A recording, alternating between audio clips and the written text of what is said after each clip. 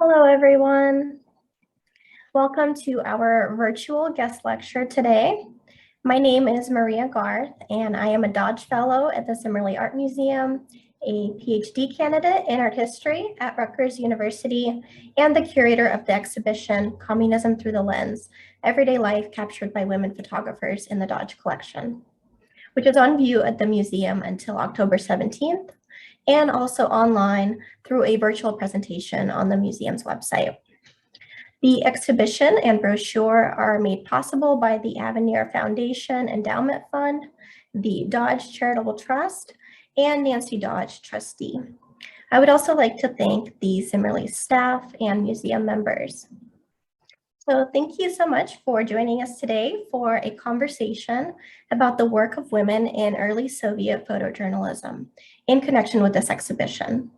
With us today is guest speaker Erika Wolf, a visual historian and faculty member at the University of Tyumen in Russia. Also with us is Jane Sharp, professor of art history at Rutgers University and research curator for Soviet nonconformist art at the Zimmerli. We are also joined by Julia Tilovsky, curator of Russian and Soviet nonconformist art at the Zimmerli, and Amanda Potter, curator of education and interpretation at the Zimmerli. So today we will begin with a presentation by Dr. Wolf, followed by a question and answer discussion, which will be moderated by Dr. Tilovsky.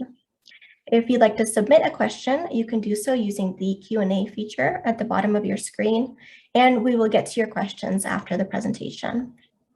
Then following the Q&A, we will have a few minutes to hear about upcoming events and programs from Amanda. Now I will turn it over to Dr. Sharp, who will introduce our speaker today. Yes, hello and welcome. Welcome to the Zimmerli Art Museum virtually. I'm delighted today to introduce an esteemed colleague and friend, Dr. Erika Wolf, who currently teaches at the School of Advanced Studies at the University of Tyumen, Russia. Following a decade in the Department of Art History at the University of Otago in New Zealand. She is known both for her published scholarship on Russian and Soviet photography of the 1920s and 30s, as well as her curatorial work at major international art museums. In 2012, the International Center of Photography granted an Infinity Award to the Reina Sofia publication, The Worker Photography Movement, an anthology to which she made extensive contributions as author, translator, and editor of the English edition.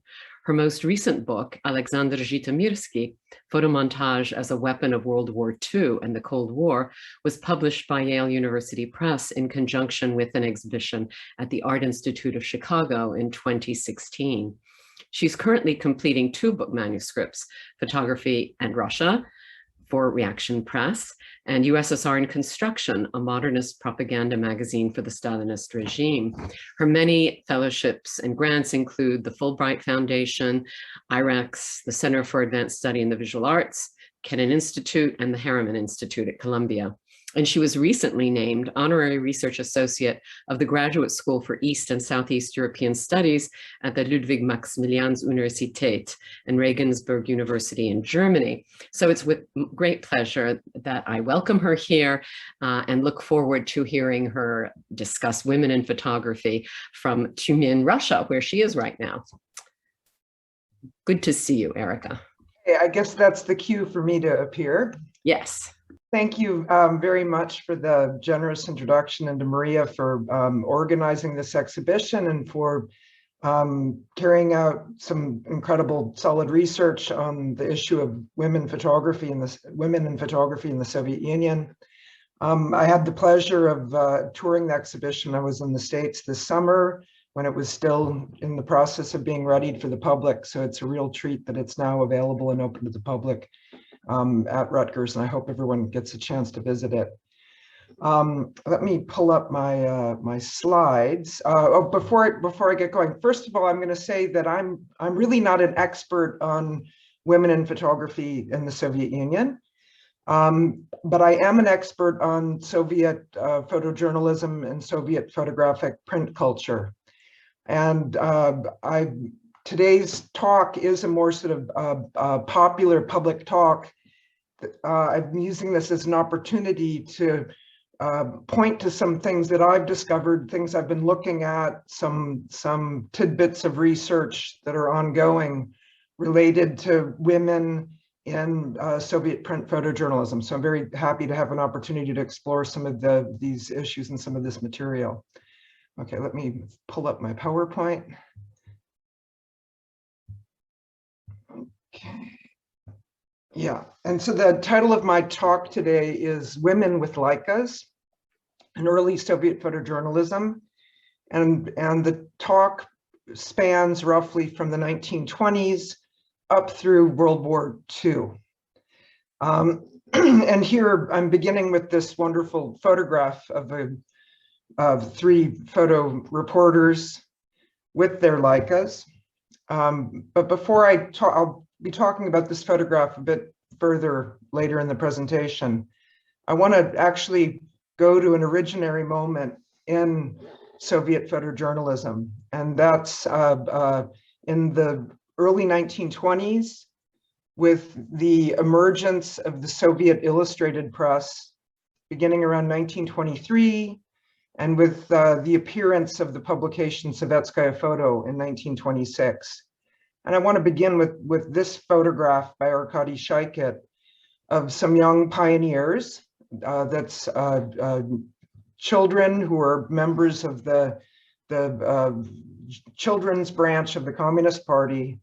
And on a cover of the magazine Pioneer, a boy and 2 girls engaging with a camera, engaging with photography. And this image for me is very important as a sort of starting point for the significance of photography in Soviet culture, that it's seen as part of an important technological tool, part of the new world in construction, a tool that would have the capacity to transform existence, that was a communicative tool, an educational tool, etc. Now, this photograph was published in the first issue of Sovetskaya Photo, along with a text by Anatoly Lunacharsky about the importance of photography to Soviet culture. And quite strangely, already in this version of the photo published in 1926, one of the girls has disappeared, has been removed through retouching. And I think for this talk, there's quite a few women who seem to sort of disappear, or perhaps something got going and then the history sort of came to an end, or they were overlooked or forgotten or displaced. Also from the first issue of Sovetskaya Photo in 1926, a photograph showing a group of Moscow photo reporters at a shoot. And as we survey this group of photojournalists, we can notice a few things. First of all, there's no Leicas. They have older, large viewfinder cameras. But also there's no women. And this is pointing to something about the very sort of male nature of photojournalism and photo reporting as a profession in the 20s.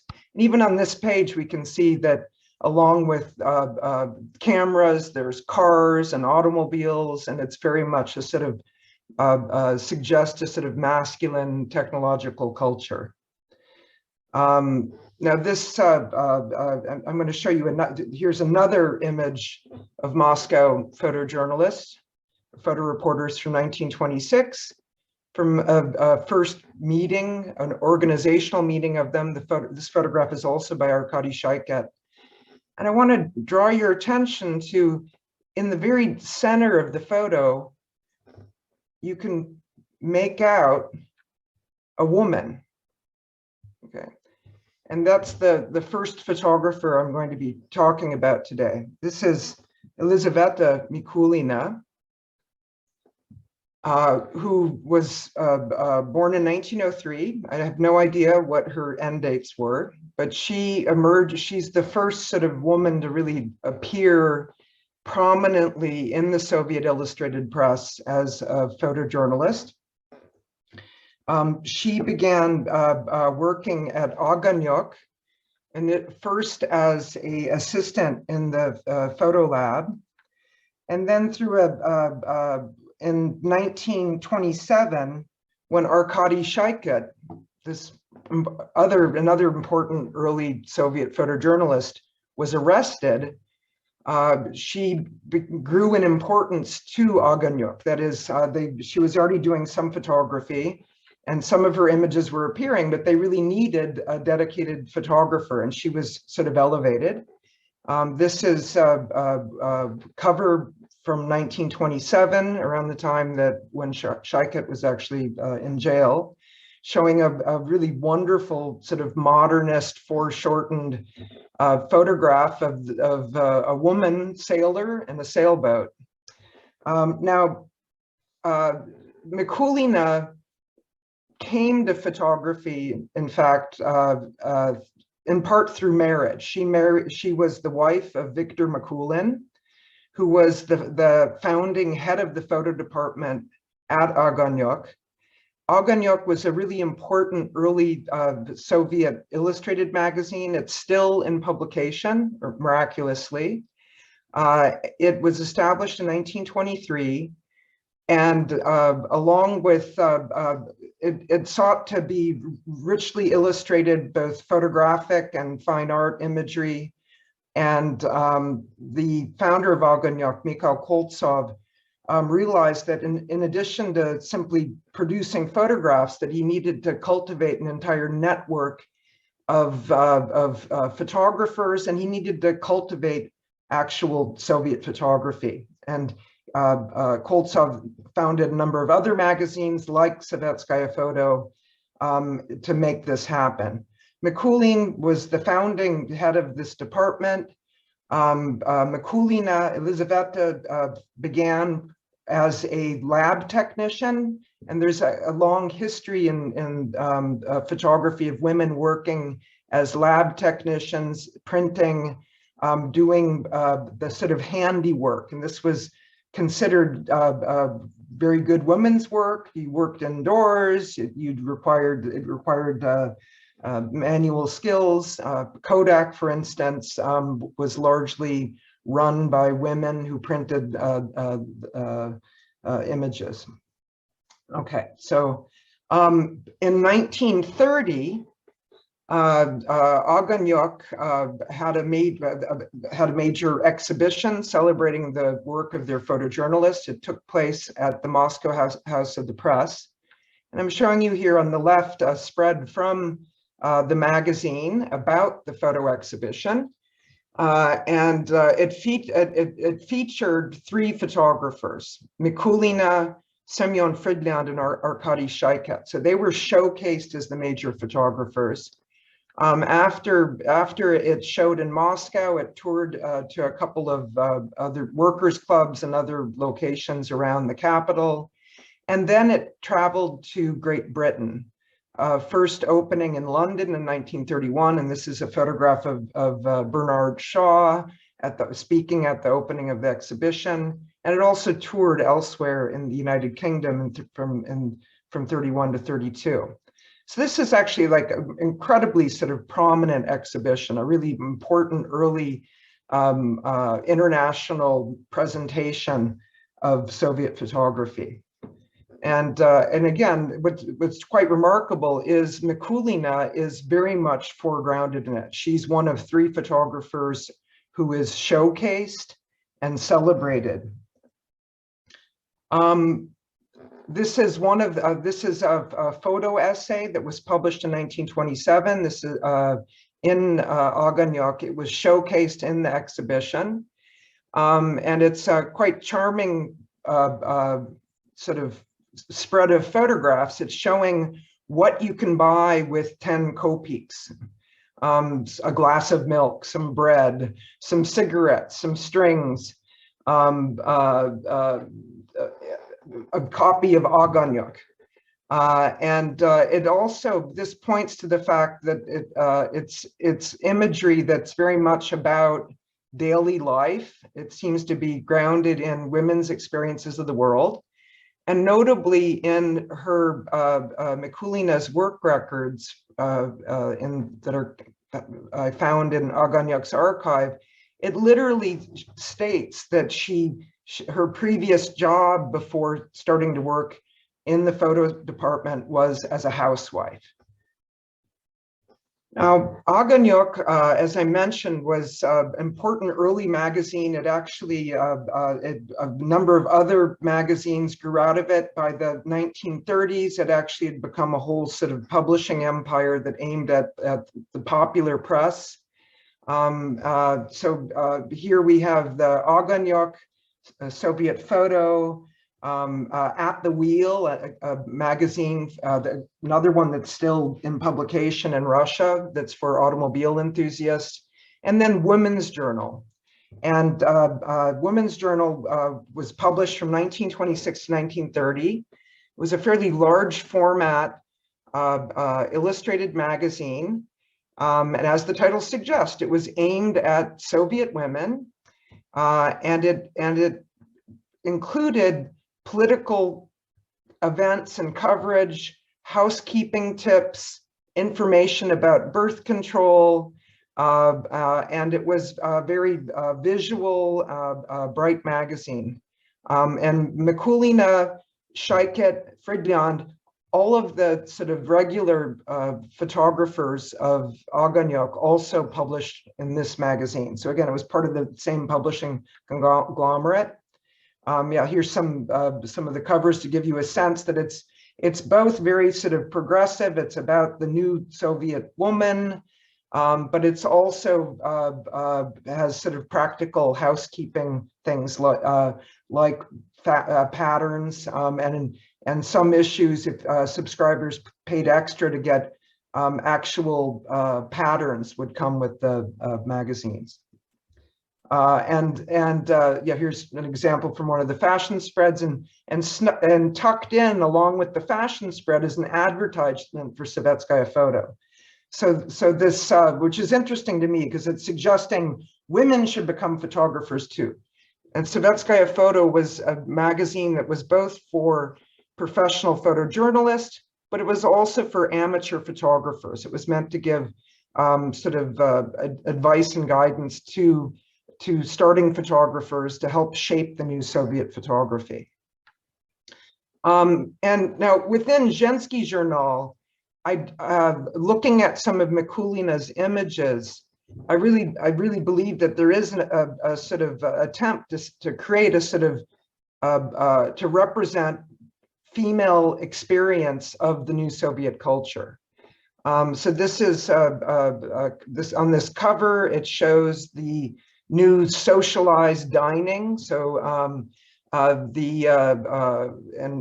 again, some of this is sort of utopian, but the claim is that in the new housing blocks in the new city of Moscow, the worker city, that women workers could go and collect pre-prepared food for their families. So here, the handing out of prepared food, and another photograph by Mikulina. Quite a few of her sort of reports in this magazine concern things about women being involved in science and research, and also in educating children in technology. So the role of it's very much a Soviet sort of Soviet woman. Now that idea of the sort of Soviet female gaze in the early 20s, I would argue also extends to this type of imagery in the magazine. Women exercising, women swimming, and it's very much shown, I think, from the perspective of women simply enjoying their lives, being healthy, etc., and minus some of the more sort of prurient male gaze that we might see in other Soviet magazines of the same period, of photographs by male photographers. Okay, now I mentioned Mikulin was also involved with Sovetskaya Photo, and Sovetskaya Photo was also published by Aganyok. And Sovetskaya Photo also published Mikulina's work. The mass publications like Aganyok and Women's Journal were published in inexpensive halftone, which was a very cheap way to reproduce photographs. But Sovetskaya photo also included very high quality reproductions using a technique called mezzotint. And very interestingly, Mikulina's work is featured in the mezzotints as something that's worth studying, and is presented for both photojournalists and amateurs who are mastering photography. And these two images seem very much about showing her mastery of formal aspects of photography and the sort of essentials of photography, how light and shadow create the image, and two very poetic images, in fact. Sovetskaya photo also had many reproductions published of the images from the Aganyok exhibition. Some of them perhaps corresponding more to expectations of what we think women's photography might look like, images like of children. But one thing I should note is that Semyon Fridland, who also whose photographs were also published in Aganyok and Zhensky journal, he also did many images of children over his entire career, and I think part of that was working in Zhensky journal. He became sort of attracted to this subject matter and was a real master of it. Now, what I believe one of the reasons, in fact, that Mikulina was actually, again, a really important photographer, but is fairly obscure. She's not really celebrated, not really remembered, and part of that is related is due to her affiliation or association with Shaikat and Fridland. 1930 is a sort of important year. It's during the Cultural Revolution. There was growing sort of tension between different practitioners of photography. And Shaikat and Fridland, who authored the catalog essay, really, they presented part of their work as being about formal experimentation, about developing a new and engaging Soviet photography, and really sought to create an entirely photographic language to reach the Soviet readers. Within the exhibition, there was even a section on formal experimentation, and it included works by Mikulina, Shaikat, and Fridland.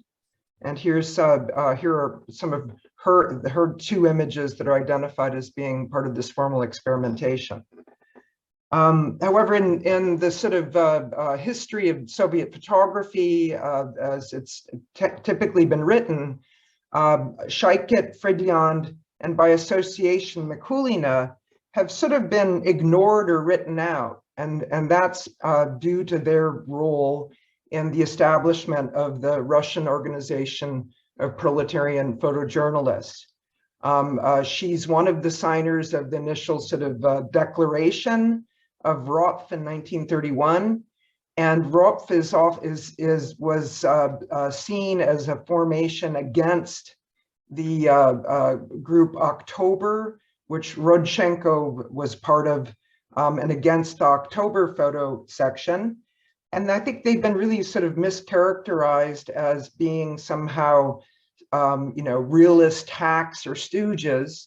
When we look at Mikulina's work and that of Shaikat and Fridland, it's clear that their work was very innovative, and it used modernist innovation on behalf of trying to create a new sort of Soviet photography that could speak visually to a Soviet person. So that's sort of sad. Now she does in the 30s. She works for quite a few central press publications, and has a very solid professional career. But despite that, she's largely sort of forgotten at the present time. Like many other women photographers who were working in the Central Press when World War II began, she did mobilize. She worked for a Red Army Hospital Division. And here are some photographs, a photograph of her in Hungary in 1944. And recently at Ross Photo in Petersburg, there was an exhibition of some of her work that was based on her negatives that she shot in Berlin right towards the end of the war. So, okay, and here's a photograph of her at the end of the war. Quite lovely. We sort of capturing the sort of joy of surviving that experience. Okay, so that's Mikulina, and I am working on an article on this early Aganyok period, and I will be publishing some work on her soon. Now, I want to turn now and address another issue, which is related to the fact that often when we approach photography as like a fine art, we tend to foreground the photographer as an author. That is, it's the genius of the photographer.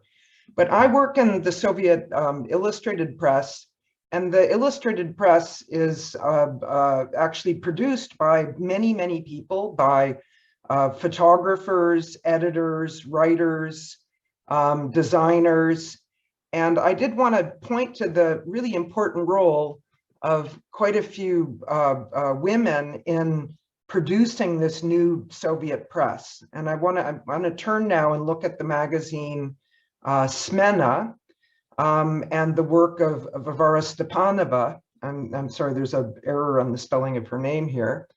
This is a spread from Smena from early 1930s. It's actually from 1930. And it's a photo montage design layout by Stepanova. It includes photographs by a number of other contributors, including Elizaveta Mikulina, who I won't be talking about today, but another important early woman photojournalist. So Smena was also this very important site. Now, Aganyok was a popular publication. Smena was specifically a party publication that it explicitly political.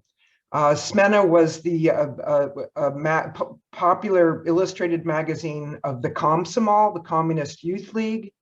Its readership would be young Soviets, somewhere between the age of 14 up to maybe 24.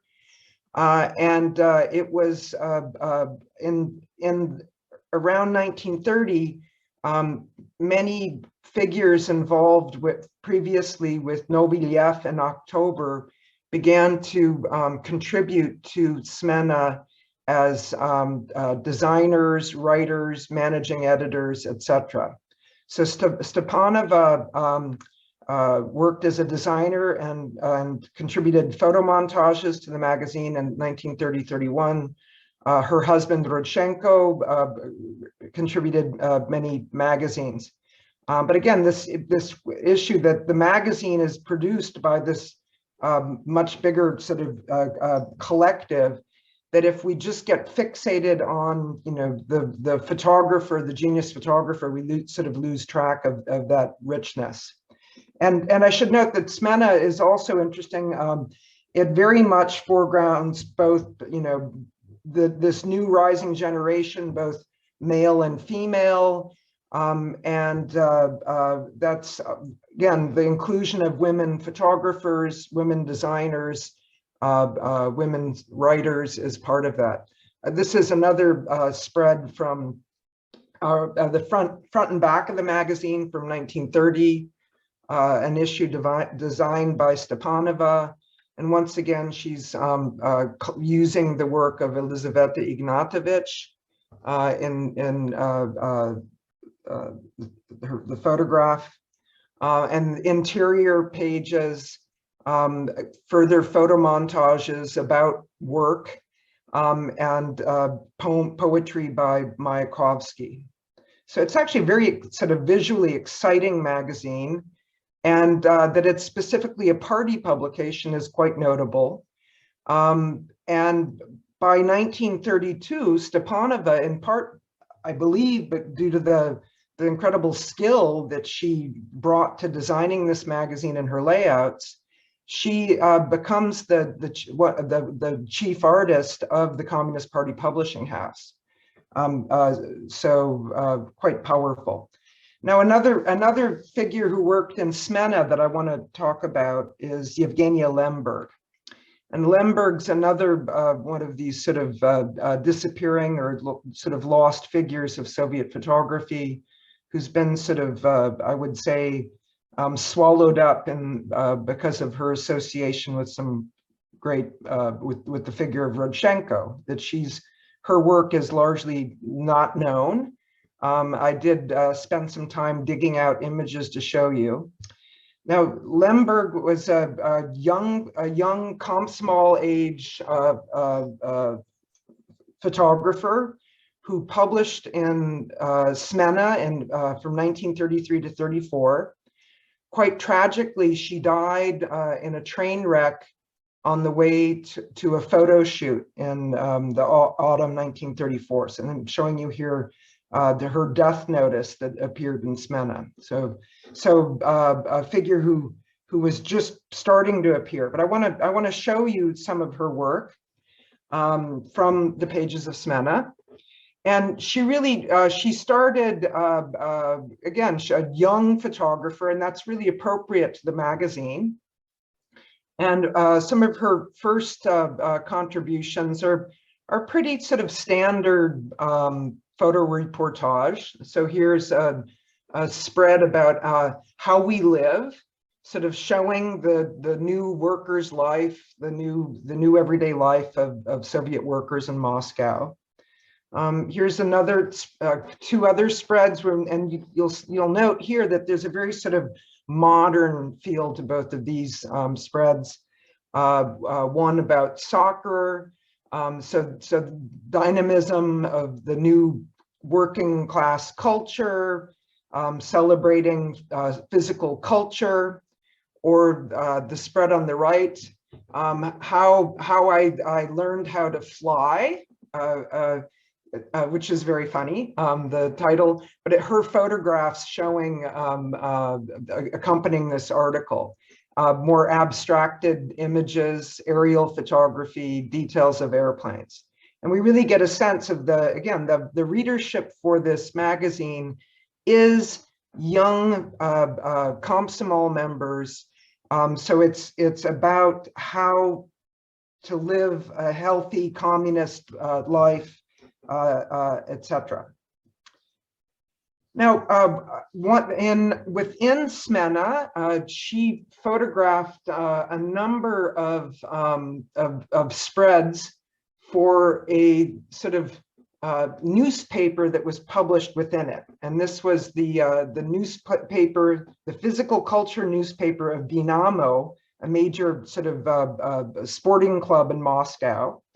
And Smena. So it's like this sort of fantasy of a little newspaper being published inside the magazine. And again, that sort of physical culture, the healthy lifestyle, and the importance of sports to be ready for both labor and defense is very much foregrounded. And here we see her photographs of a range of different activities, training drills, bicycling, running with gas masks.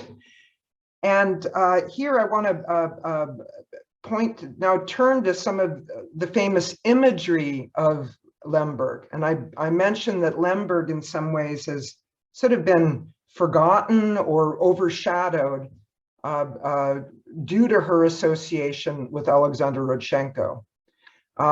This photograph that I began the presentation with is by Rodchenko.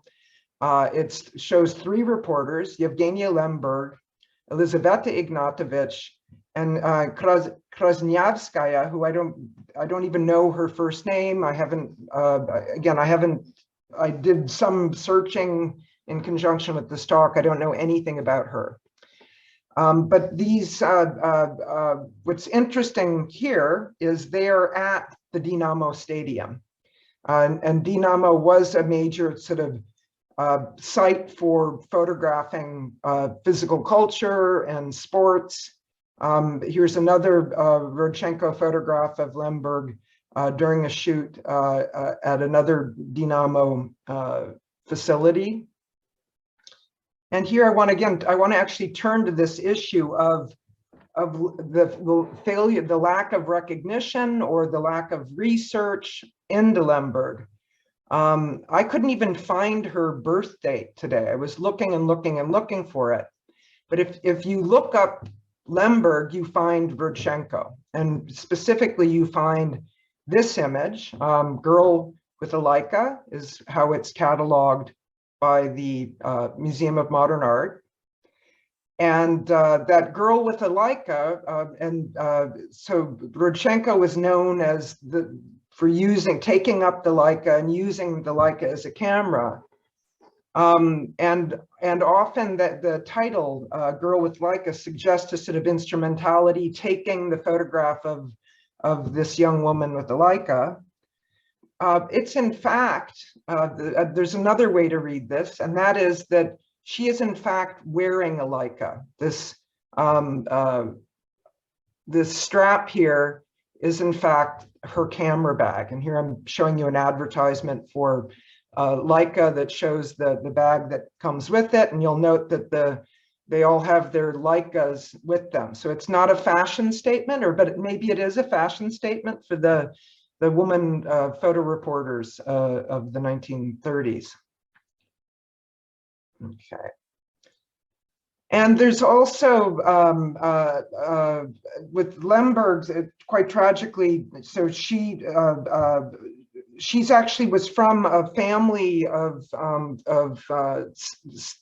cinema cameramen. Her father was a pre-revolutionary camera operator in the silent cinema. Her brother was also a filmmaker, a documentary filmmaker who worked with the Kinoki, the Vertov group. When Aleksandr Rodchenko went to the White Sea Canal, one of the reasons that he went there is he went to assist her brother in shooting a documentary film about the White Sea Canal, and then he turned it into a major photographic documentation project. So again, she's sort of been hidden and all that.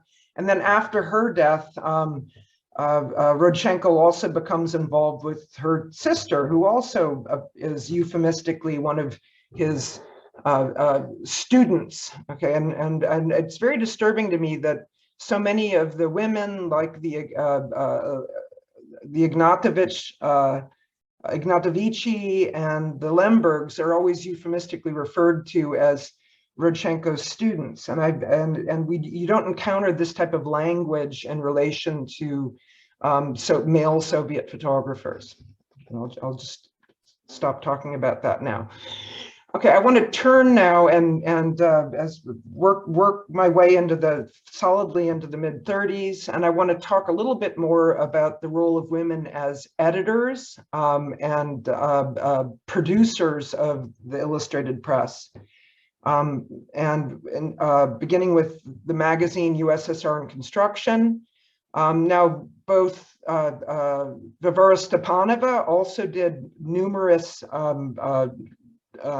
quite a bit of design work with Rodchenko for the magazine, so they co-designed many issues. But in addition to that sort of artistic design, women were also quite essential to running the magazine. They worked as managing editors and the office staff, and there were also women photographers. So Mikulina contributed to some issues. Galina San'ko, who I'll be talking about in terms of World War II, also contributed to this magazine, and the Ignatoviches as well. Now, in 1935, Evgeniia Solinovna Ezhova became the managing editor of USSR and Construction. And this is another, now Ezhova was the wife of Nikolai Ezhov, who was the head of the NKVD and oversaw the Yezhovshchina, the major purges and terror of the 37, until he himself fell. She committed suicide in 1938. So this is a very tragic and horrible thing.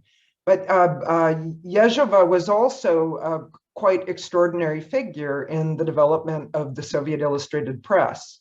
Under her management in 1935, I think is one of the real peaks in the sort of design of the magazine. And she also established a number of other magazines. Illustrativana Gazeta, the illustrated newspaper, which was well, SSSR Nastroyka, USSR and Construction, was a deluxe magazine that was quite expensive, not really available to the general public. The illustrated newspaper was less expensive, but large format, very well designed, well printed magazine. She also established Obshestvenitsa, which was a sort of another type of women's magazine, one aimed at actually the sort of elite Soviet manager's wife, so who would be socially minded sort of Soviet housewife. Now, after Ezhova's suicide and stepping down from these magazines, other women did step in and fill the role. And the next photo editor that I'm going to introduce, Galina Plesko, worked at the illustrated newspaper in the late 1930s. And here's where we get to World War I. So World War II. So in June 1941, when Germany invades the Soviet Union, the existing mass illustrated press was mobilized and put on a war footing. And the illustrated newspaper is basically taken over by the Red Army. It becomes the Front Illustrated.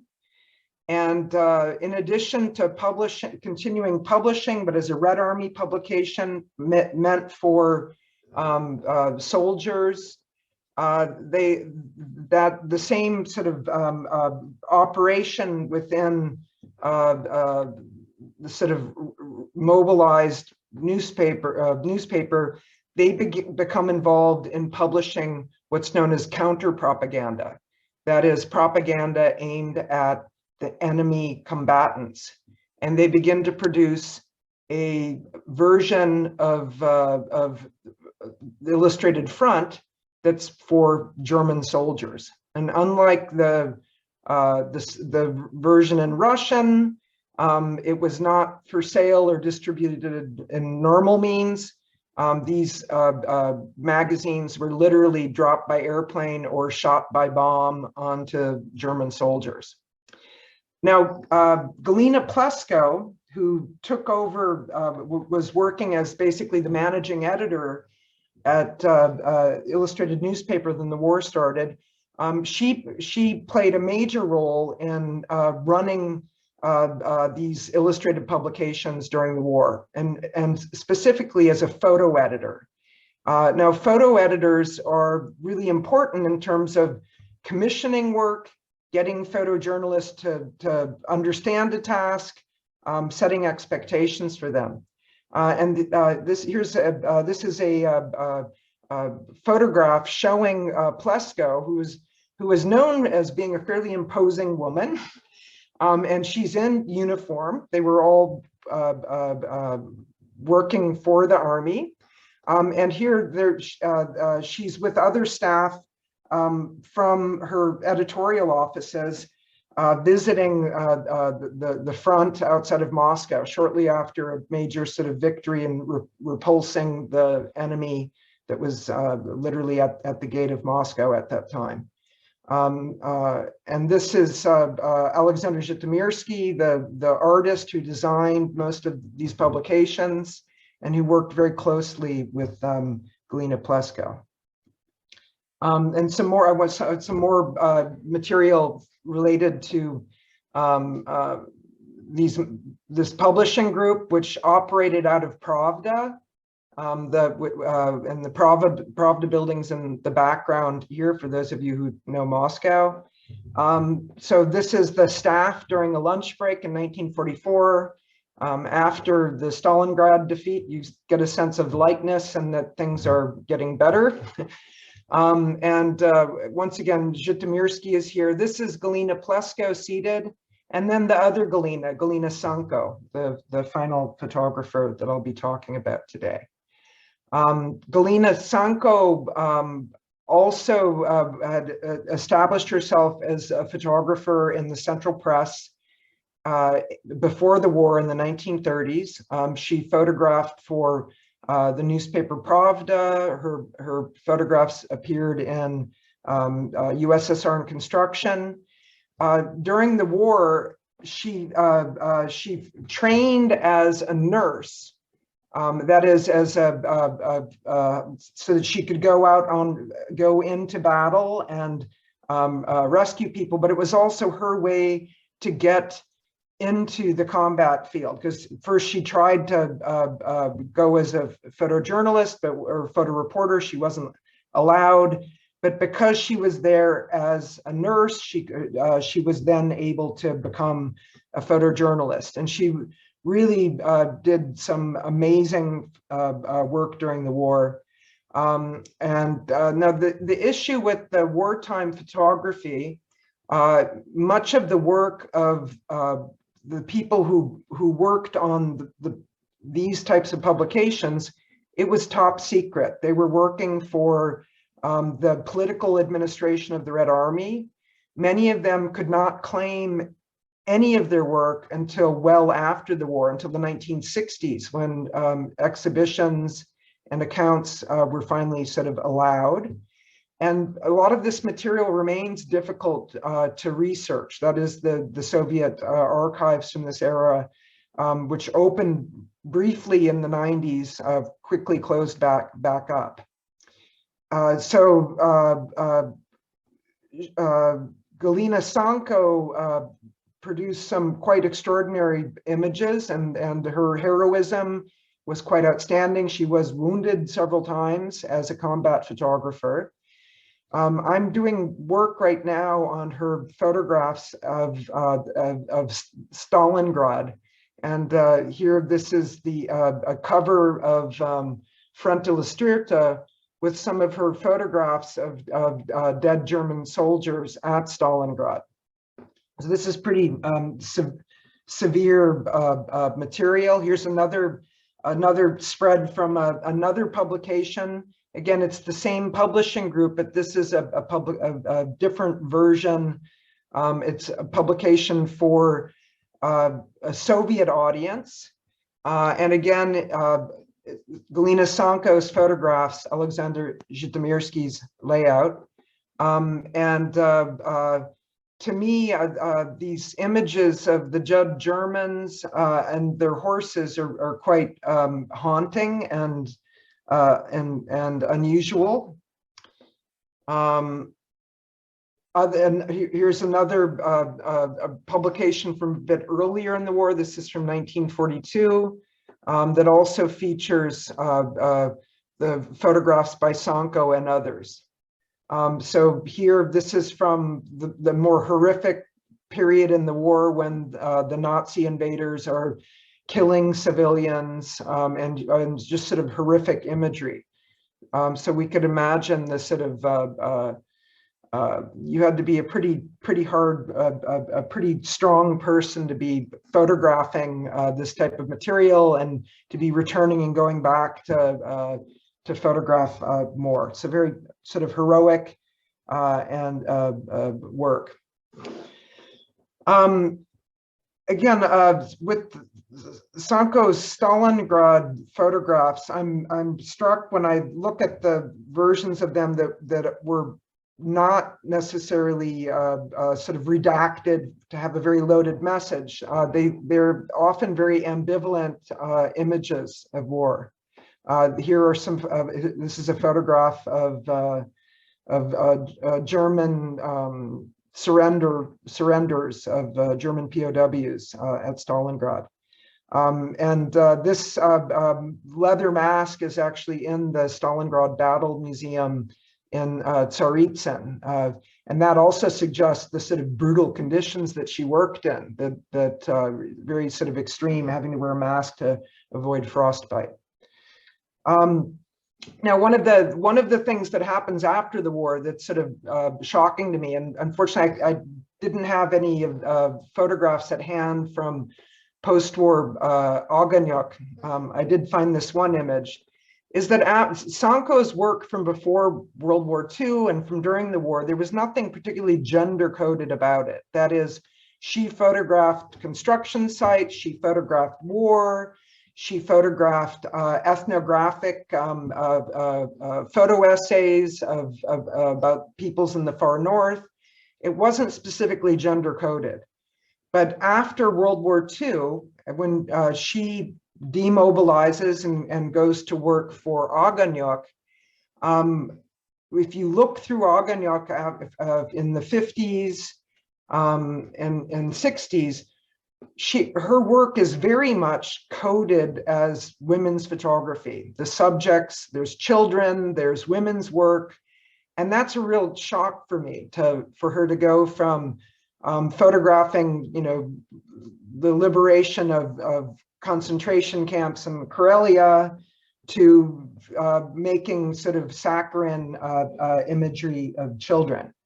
And I guess that this is probably, there's a bigger gendered history of women in war and changes that no doubt plays into this imagery.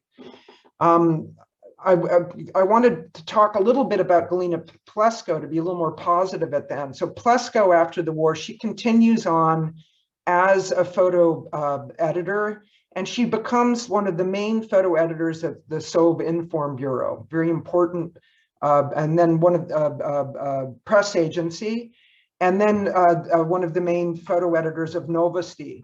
And she, in fact, plays a major role in shaping Soviet post-war photojournalism, and she's known for being this really sort of hard editor who would really push the photographers to produce their best work. So, but again, there's almost nothing written about her. It's only thanks to Vladimir Zhytomyrsky, the son of Aleksandr Zhytomyrsky, that I was even aware of her contribution and importance.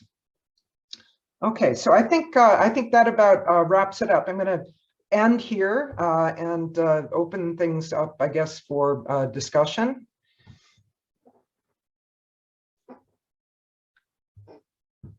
Is Yulia, are you going to lead the discussion? Yes, hello. I'm going to lead the discussion. I think we can now maybe we all can be visible on the screen, I think, and I'm inviting people to submit their questions and answers, and I would like to thank Erika very much for such a wonderful, very informative and very insightful talk, but also, very kind of emotional for me, and I'm sure that for many others. And while we're waiting for the audience to come out, oh, okay, we have a question from Helena. I'm not sure how, I'm sorry if I'm not. Yeah, Sheila, yeah, hi Helena, Sheila. thank you. Sheila, yes. Hi. So she would like to know that in the debates about photography in the Soviet Union, were issues of authentic discussed, or was ideology the sole criterion for photos? I know aesthetics were very much discussed. I mean, I think that I'm hoping that came through with some of the imagery from Mikulina. The aesthetics, however, at least in that period of the early 30s, like around the class war, the aesthetics did need to be combined with the particular goal of the photographic press image, right? It's not just an art photograph. And again, that's the context of most of the magazines that I'm working with and studying are explicitly political ones. So often the particular, there is a political resonance, but even with, I think all of these photographers are very much engaged with the aesthetics of the photographic image. With Galina San'ko's photographs of the dead Germans in the snow, for instance, there's this very profound understanding of black and white as the sort of basis of photography. The images seem to flicker into being negatives versus positives, and was quite affective.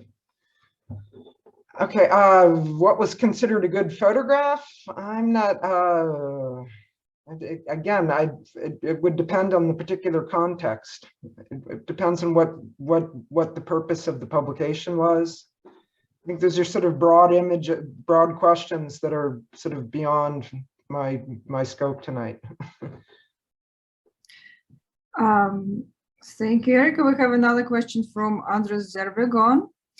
Were any of the photographers you discussed successful at fashioning iconic press images that contributed to discourses on construction, the war, etc.? I will try maybe to. Yeah,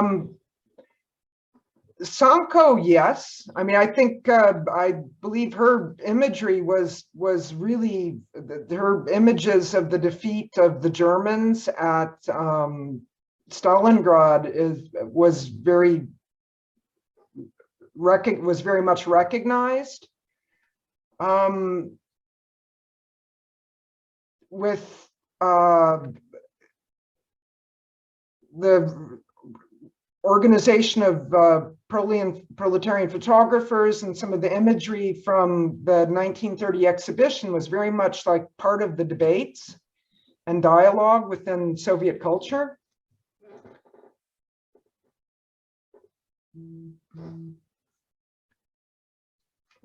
And I really don't, again, I really want to talk more specifically about issues of women in photography, if possible.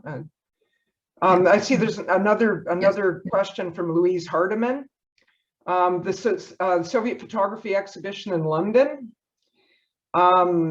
Yes, there was press coverage of that exhibition in The Guardian. There's was a fair amount of coverage of it in the press. The main exhibition was at a more typical sort of photo society club that was not really, I think they set off a sort of firestorm. They weren't ready for how loaded that work would be seen. And the sort of reception of it was quite strong. When it toured at some of the regional presentations of it, there were serious problems between organizers, people who were part of the sort of workers' film and photo league movement, who managed to get halls working with more normative photo clubs, and then the photo club people trying to pull down what was seen as more explicitly propagandistic imagery. And there were even exhibitions that were sort of closed early, or serious problems arose. And I haven't had a chance to go to England yet to do some of the follow-up work on that, but it was a pretty rocky reception of it. Yes, thank you. So Donna Gustafson is inquiring, in the discussion of authorship, and especially how photo editors, designers, etc. shared their aesthetic responsibility for the images that appeared in journals. And could you talk a little about if different journals have specific aesthetic and editorial styles that influence photographers? Yeah, with the journals, it's interesting. It really often will depend on the editorial leadership in the journal, and they're at different times. Things will shift quite dramatically, even within one journal. And this is part of the sort of struggle, I guess, for control of visual culture in the early Soviet period. So I became interested in looking at magazines like Pioneer and Smena, because I saw that after 1928, which is when Novy Lyev was closed, and after the failure of this other magazine called Dayosh, which was the October group attempted to create a popular magazine that was informed by the so-called sort of left avant-garde. A number of them began to work first for Pioneer magazine. So Leonid Volkov-Lanet, who was the managing editor, with Tretyakov at the very end of Novy Lyev, he winds up working as the managing editor and doing some of the design work in Pioneer. And then you also get other figures, writers like Sergei Tretyakov, Lev Kasil, and others. So it's this sort of shift into Pioneer, which is, again, it's a Communist Party publication. It's the first level. And then from Pioneer, they start publishing in Smena.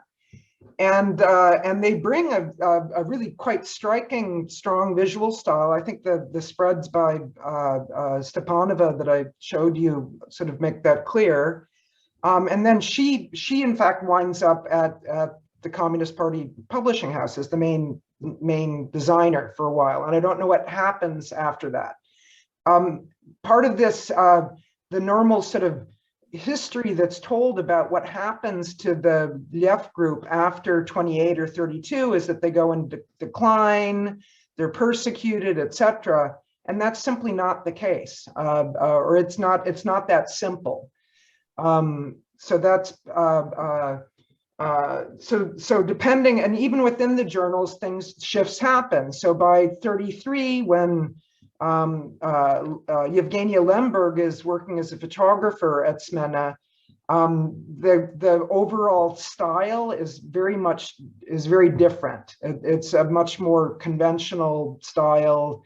It's not as modernist in the layouts, but they're still using some interesting photographers. Every now and then Rodchenko images appear in the magazine.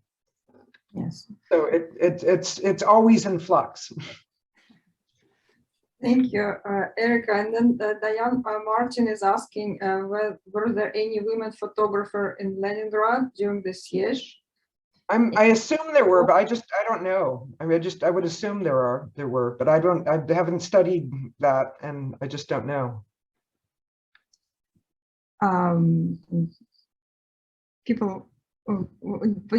You basically concentrate your research on the pre-war and war years, right? You're not extending it much to the this talk. I mean, I've done work more broadly across Soviet visual culture, but most of my work on the illustrated press is up into World War II. Yeah. Yeah.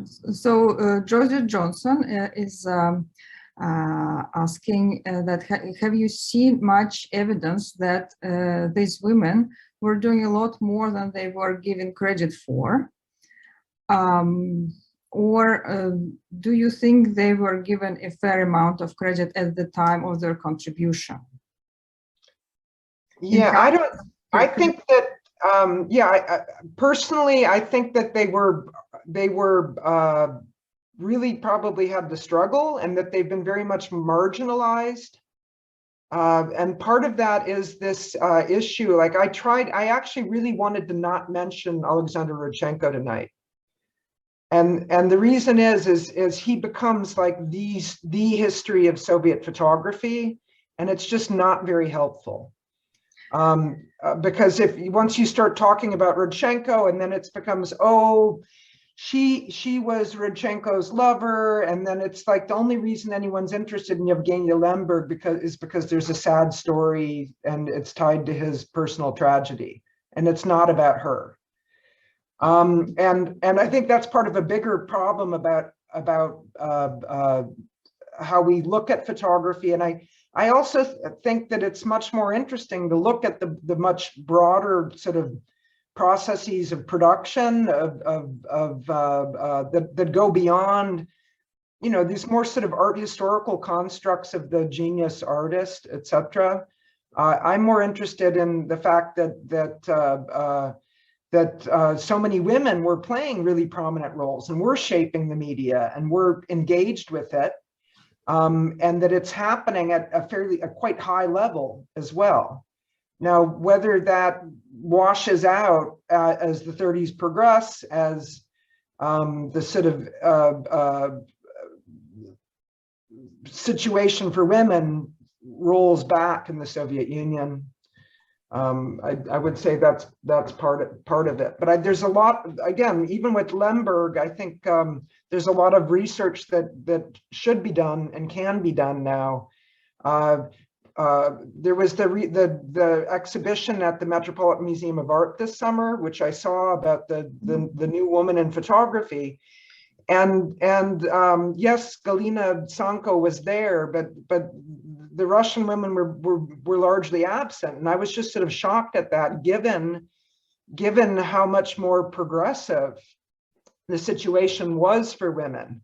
But I think that they've been largely overlooked. They've been ignored, and part of that is the very male culture of photojournalism, that even though they achieved so much, they've been marginalized and remarginalized, and there's a lot of tragic, horrible fates in there as well. If we think of Ezhova, I mean, yeah. I'm sorry, I don't mean to linger on the topic, but you also mentioned that in the fate of Mikulina, Rodchenko played a role. Yeah, that is, and so it's not. It's I've been very interested in Semyon Fridland, and that's how I started working on Mikulina. And Fridland, who was the cousin of Mikhail Koltsov, who was the founder of Aganyok and this real sort of genius of Soviet mass press and visual culture, who was purged, killed in the late 30s during the terror. And Fridland's work is really brilliant. I mean, he really did some amazing photography. He really was trying to create new photographic language. But in the sort of the typical sort of story that's told about the defeat or of Liev, of Rodchenko, makes him a villain. So if you're going to have this sort of, you know, there's good and bad. So good Rodchenko, good October, bad Russian Association of Proletarian Photojournalists. Whereas it's not that simple. And, you know, even like in some of the archival work that I've done, I've found complaints about Rodchenko on the part of photo editors saying, oh, he's too arty, he doesn't know how to be a photojournalist. You know, he shows up in 1928, claims he's a photojournalist, enters these highly aesthetic images into one of the main into this massive Soviet photo show. And they just sort of laugh at him, like, because they've been working and, you know, building and creating this new press. So, and I think that, you know, the so-called decline of Rodchenko, which is related to other things like alcoholism, womanizing, being a saturnine artistic personality, and doesn't have so much to do with Stalinism, is somehow laid at the door of Fridjand and Shaiket and Mikulina. So there hasn't been significant scholarship done on their work, and they've been sort of languishing. Yes, thank you very much. But I just want to add that it seems to me that Fridjand and Shaiket, nevertheless, are much more recognized now than Mikulina. So you know, it's still maybe. Well, and some of it's also related to what happens to their things. Like with Galina San'ko, her archive basically disappeared after her death. She didn't have children. She had no one to hang on to the material,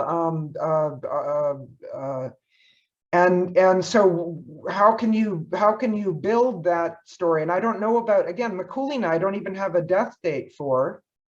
I don't think she had children, and that's an issue too. Like, so you have to make a sacrifice to have a career, to be a photojournalist. Yeah. Yes, thank you very much. We have another question from Lisa Kirschenbaum, who's interested in the contrast between the photo of men with big viewfinder cameras and the women with their stylish Leicas. And is there a gender shift in photographers' self-representation? Sadly, no. I wish it was that simple. It's simply the technological shift that happens in the early 30s. Actually, already still into the mid 30s, the large cameras with glass plates were considered necessary to get the high quality negatives required to do good reproductions.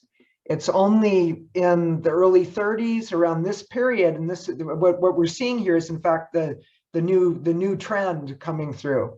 Sergei Tretyakov also wore his Leica this way, so it wasn't just a female fashion either. But yeah, so no, it's more technological change at the time. Yes, thank you. We have another question from Jennifer Gotts, who's curious if all the stages of photo and photo essay publishing is gendered, and was there a greater proportion, for instance, of women photo retouchers or printers, etc.? So is there any distinguish? Yeah, no, so my comments on the role of women as this sort of basic labor in photography, that's actually not exclusive to the Soviet. That's just what's understood internationally. So already in the 19th century, when studio photography took off and women were used to colorize and do a lot of the studio work, so part of the industrial labor that made photography a success in the capitalist system was inexpensive women's work. And it was considered sort of nimble work that women could do, painting, coloring, printing, etc. So again, the example I gave with Kodak that had the model of, you press the button, we do the rest. Women did most of the processing and printing, and it was a very large female workforce who, of course, got paid a lot less than if it was men. So I believe that's part of it. And then similarly, when the Soviet,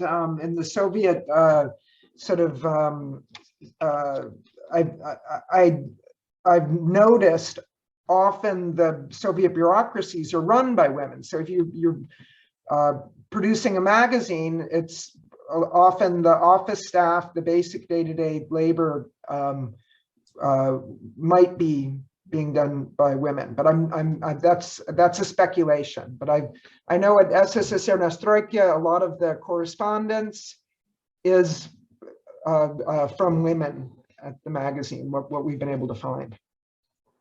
Yes, thank you, Erika. And there's also Jane Sharp asking, she's curious about the polemics among editors and views of photographers' roles in various women's journals. We discussed Zhensky journal, but were Rabotnitsa and Kristianka part of wider debates, engaging work at Zhensky journal, possibly offering another perspective? I haven't, again, I haven't looked at those journals. As I've said, there's other people like Maria who probably know better, or there some of the historians in the audience. I'm coming to this more as a popular journal that's based on things I've noticed in my own research. Zhensky journal, I must say, is sort of schizophrenic. It's sort of housewifey and sort of Soviet. And it was closed in 1930 in favor of things like Rabotnitsa.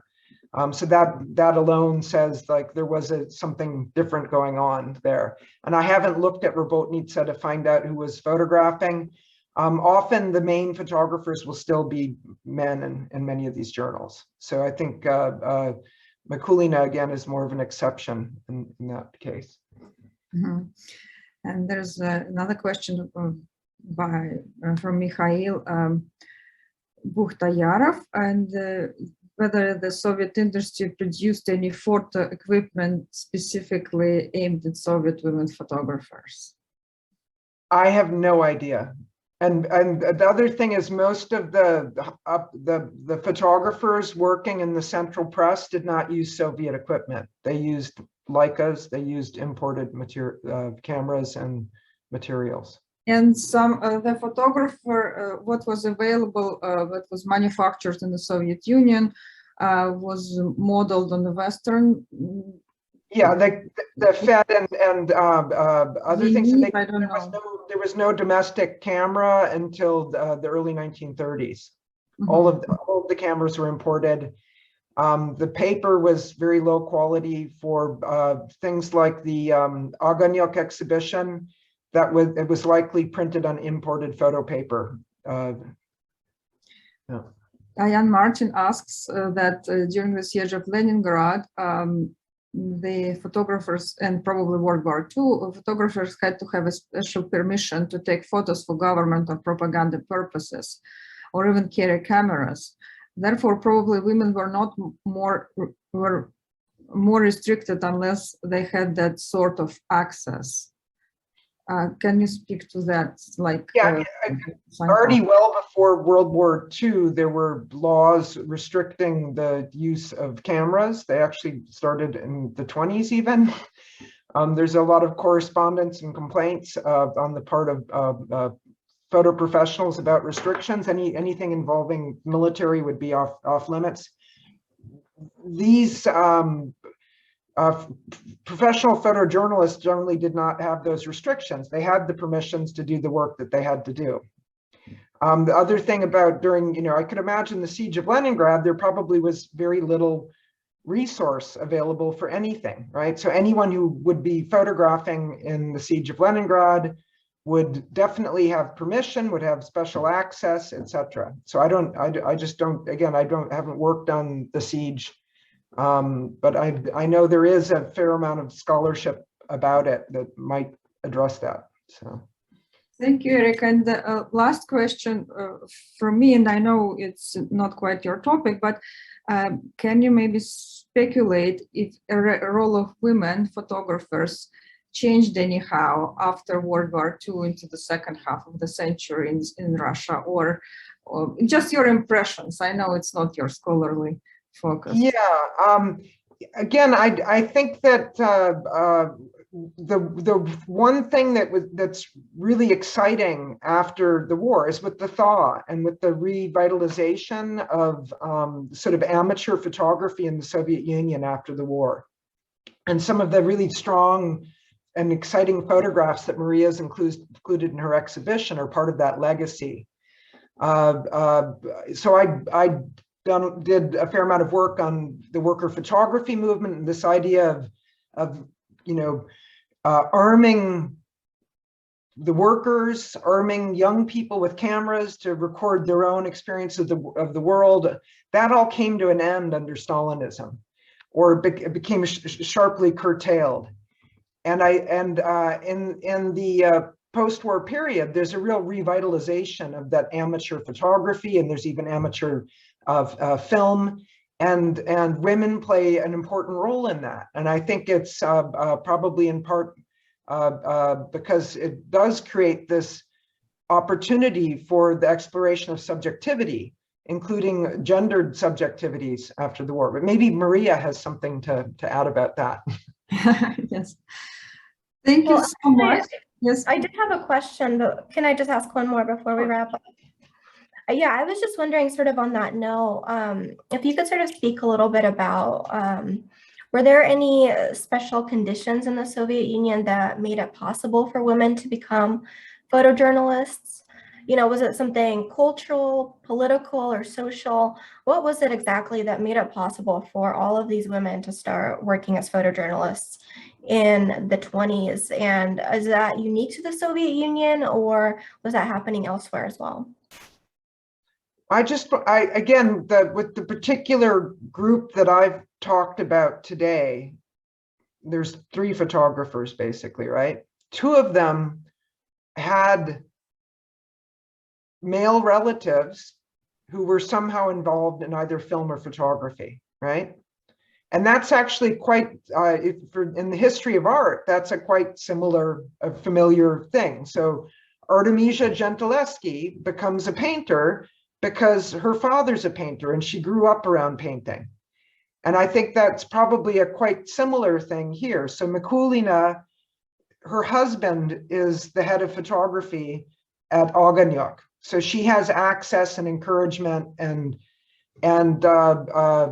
Lemberg, her brother and father are camera operators. And you have to be, it's photographer, motion photographer, it's still photography, it's all the basics.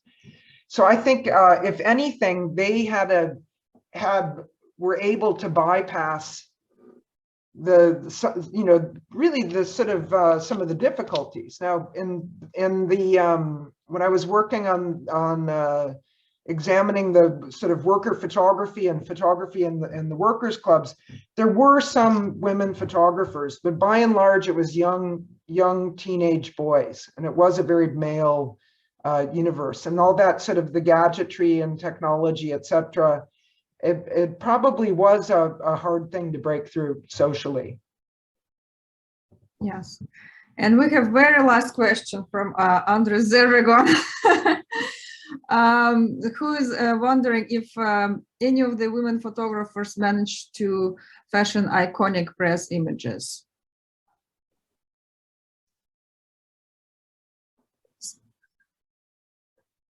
Again, I'm not sure. Anders, what do you mean by that iconic press image?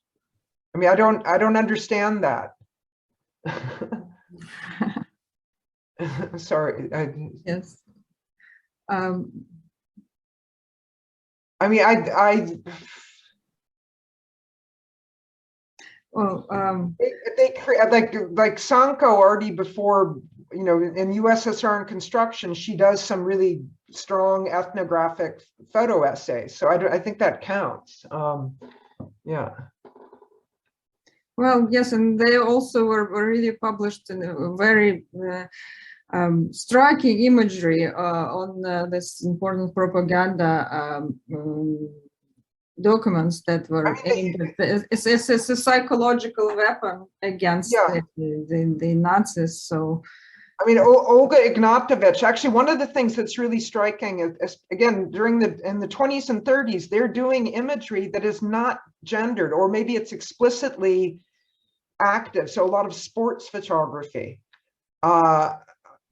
Elizaveta Ignatovich photographs rugby. I'm a rugby player, and it was just so exciting to see like a woman's out photographing rugby in the 30s in the Soviet Union, or all the football, the diving. Again, it's pointing to this new world of bodies, of active physical culture, and of liberated bodies of all genders. And that's pretty telling. And a lot of those images actually are fairly iconic. Thank you so much, Erika. That was fascinating, both talk and the discussion. That it really many very important issues surfaced, and it's been great pleasure, very educational for me, very revealing. And I am really thanking you on my behalf and on behalf of the Zimmerli for such a wonderful presentation. Thank you to Maria for making all of this happen by doing her research and putting together this excellent exhibition with the Dodge collection. Thank you so much for doing this talk.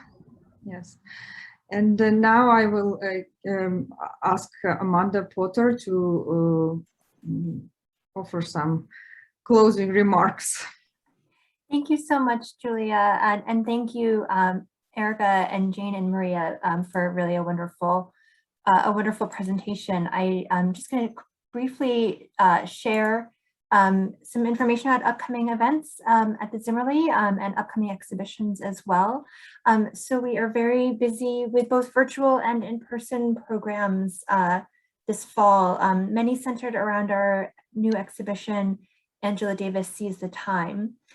So this coming week, on Thursday, we have our second in our new series, Spark Night. That's once a month, late Thursday evenings, we have activities, hands-on art activities throughout the museum, and just kind of a fun casual evening to bring friends and explore the galleries together. Then the following Thursday, October 14th, we have our campus and community reopening celebration to celebrate all of our new shows and just the fact that we are finally in person again. So you can visit our website to RSVP for that event. Then we have 3 virtual events I thought I would mention, again, connected to the Angela Davis exhibition, exploring issues in Black archival work. So one is with a group of archivists kind of looking at more historical questions. The second talk is with artists working in the archive, and the third is about sonic archives, so music and other kind of sound archives connected to Black history and memory and culture. And then last but not least, we have a reading group that will be a virtual reading group reading Angela Davis's important book, very significant book, Are Prisons Obsolete? Connected to the Soviet Nonconformist collection, we have a new exhibition following Maria's show, which we will be very sad when it closes, but I'm also excited for this exhibition, Painting in Excess, Kiev's Art Revival, 1985 to 1993, and that opens at the Zimmerli on November 6th and is curated by a guest curator and former Dodge Fellow, Lena Aganyok. And so for more information and other great things going on at the museum this fall, please visit our newly redesigned and relaunched website, zimmerli.rutgers.edu. You can also find us on Instagram and Facebook at Zimmerli Art Museum, and we're on Twitter as well at Zimmerli Museum. So that is it for our program for this afternoon. I want to again thank everyone so much for joining us. If you had to join late, or if you know anyone else that wants to catch the program, we will be posting it on our YouTube channel hopefully very soon, hopefully within the next 24 hours at the latest. So, and again, thank you all so much. Thank you to our speakers, and everyone have a wonderful rest of your afternoon.